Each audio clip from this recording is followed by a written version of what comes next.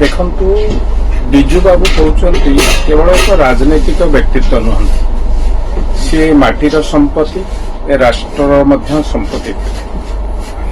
ସମସ୍ତେ ଜାଣିଛନ୍ତି ତାଙ୍କ ମୃତ୍ୟୁ ବେଳେ 3ଟି ଦେଶର ଜାତୀୟ ପତାକା ତାଙ୍କ ଉପରେ ଘୋଡ଼ା ଯାଇଥିଲା ଏବଂ ବିଜୁ ବାବୁ ଆଜି ମଧ୍ୟ ଓଡ଼ିଶାବାସୀଙ୍କ ହୃଦୟରେ ରହିଛନ୍ତି।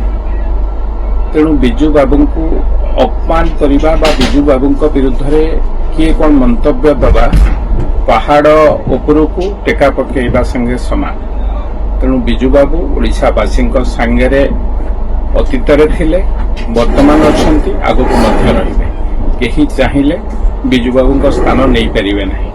ତେଣୁ ମୁଁ ଆପଣଙ୍କ ଜରିଆରେ କହିବାକୁ ଚାହେଁ, ବିଜୁ ବାବୁଙ୍କ ପ୍ରତି କୌଣସି ଅଶାଳୀନ ମନ୍ତବ୍ୟ ବା କୌଣସି ଖରାପ ମନ୍ତବ୍ୟ ଓଡ଼ିଶାବାସୀ ସହ୍ୟ କରିବେ ନାହିଁ।